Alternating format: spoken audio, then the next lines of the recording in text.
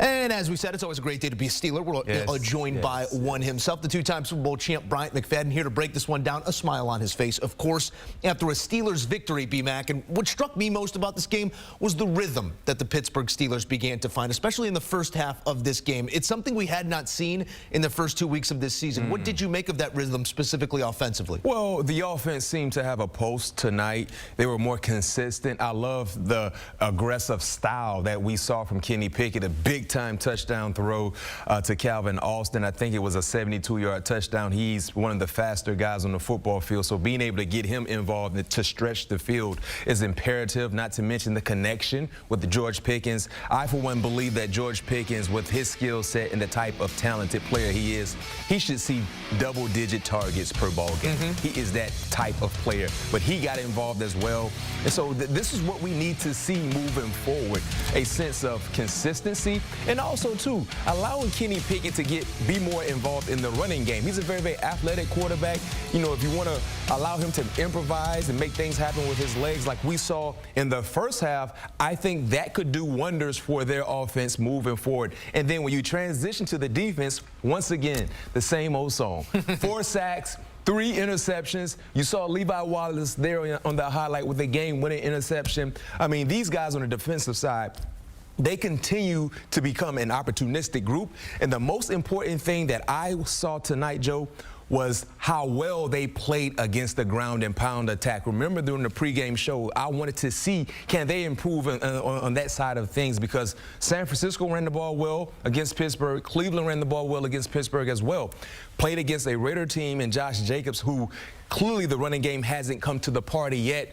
They kept them outside of the party. Great job to the Pittsburgh Steelers defense. I think you said a great thing there. This defense for the Steelers, I think there's a bit of awareness within that room that it's going to have to be us at times this season as we do try and get Kenny Pickett to find his footing. I want to talk about Kenny here because the numbers, they're better than weeks past, yes, but the context of it is important too. We got to see Kenny Pickett in a one-score ball game late in the fourth quarter with the ball, trying to chew clock, doing those things that great quarterbacks do have to do. Yes. What did you make of Pickett in those types of moments? He was cool.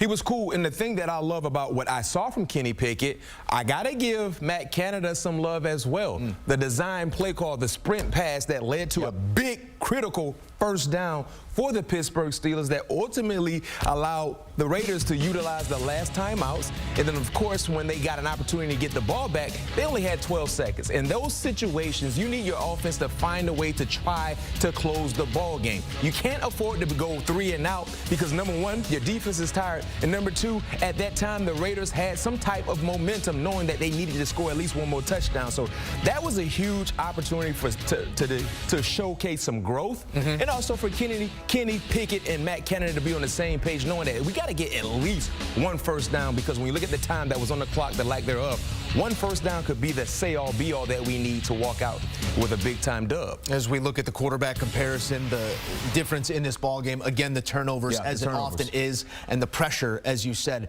that Steelers defense brings. Now, there are going to be coaching points. There are going to be things to get better at, and I think the running game for the Pittsburgh Steelers is still that thing, B-Mac.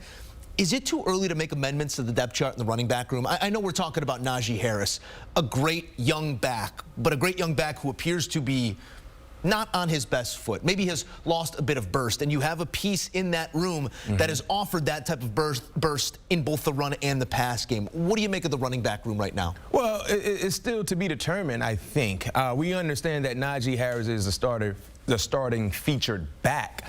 But when you talk about seeing a guy come in the game like Jaylen Warren, he's a different type of back.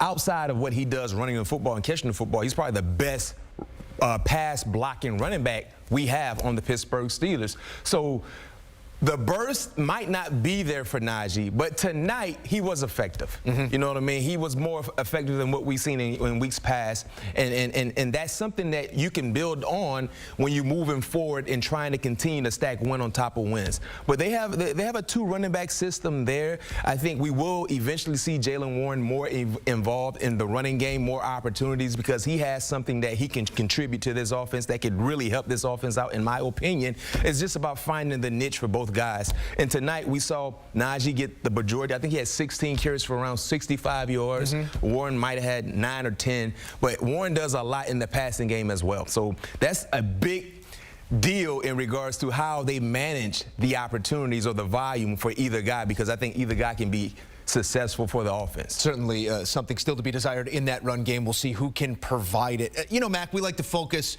assignment, alignment, execution, but yes, sir. Sometimes we do have to question a decision that was made by a coaching staff. What do you make of taking 3, inside 3, if you're this Vegas team? Yeah, you get the ball back, but with 12 seconds and a whole field to go. What did you make of that decision to take the 3 points? And they did make that decision about a minute earlier with more clock. And then there's the penalty. Vegas keeps going. Then they kick the field goal again. About 2:30 left when they took that 3. What did you make of the decision? I see it from both sides. I was a bit concerned in taking the field goal because I felt like at that time the offense, and not to mention the penalties that extended the drive for the Raiders, clearly provided them with a little piece of momentum. So they probably were thinking like, you know what, take the field goal. But I, for one, felt like you can keep your offense on the football field, because if you don't get anything, you're back. The Pittsburgh Steelers are backed up right now. So you know exactly what you're going to see. But then I can see it from another set of lenses as well. We take the field goal. We still got to score a touchdown. All we need is one stop. Right, one stop against a very, very generic-like offense. At home, we should be able to get one stop, and we had 2 timeouts at their disposal, if I'm not mistaken, to be able to drive not the length of the football field, but at least half of the football field to get into the end zone. But the one stop they probably thought they could get, they didn't get. Yeah, the 2-minute warning was also in their pocket as well, aiding that decision with another clock stoppage. But it's that sprint out by Kenny Pickett, that throw on time that you talked about. You got to give Matt Canada some love, man. That was a nice call. Schematically on the biggest down of this football game. Let's talk about Vegas, because rushing attack is also a question there as well. Total rushing yards, $185 this season. We're talking about 61 yards per game for the team and the rushing attack that touted the rushing champion a year ago in Josh Jacobs. How do you go from that to this? I don't know what's going on with the running game. I don't know if it's more of a Josh Jacobs issue or the offensive line issue in totality, guys not doing what they're supposed to do. But this was an ideal matchup for the Raiders because, as I mentioned, time and time again, the Pittsburgh Steelers in 2 weeks of play, the running game has been their Achilles heel for their defense. They can sack the quarterback, they can create turnovers, heck, they can score touchdowns. But stopping opposing offenses' ground and pound attack, that's something that has been missing from their defense. And coming into this matchup, not seeing a lot from Josh Jacobs in 2 weeks of play, you feel like this could be a get-right game for Josh Jacobs and the Raiders offense. And once again, they didn't come to the party. They had an invitation, but they decided to stay away and not have fun with everyone else. And that has been a major concern for the Raiders, because Jimmy Garoppolo is a quarterback that can win ball games, but he's at his best when he's a part of a sense of balance. In San Francisco, they always ran the football well with whoever it was in the backfield at the running back position. They ran the football well. They opened up the play action game, and Jimmy G was Jimmy G. With the Raiders, no one cares about the play action when you're not running anyway. So we're not going to respect that. And I don't know. They got to find a way to get things going, because if they don't, I mean, it's going to be a long year for the Raiders. Yeah, it's a glaring issue right now for Vegas, who falls to 1-2. And the Steelers come away with their second win of the season, 2-1, moving forward. Max got his tickets ready for Vegas. Yes. The next time, we're talking February, and I told him, no, I'm not listening to any negativity. Go easy now. Only positive energy. A lot of football in front of us and a lot of football to get to within the hour here on CBS Sports HQ. And remember, the conversation always continues on all things covered. B-Mac and P2 with that pick as well on Sunday Night Football, breaking it down, sitting down with some of the biggest names in sports and entertainment for can't-miss conversations each and every week. Download, subscribe, and enjoy All Things Covered.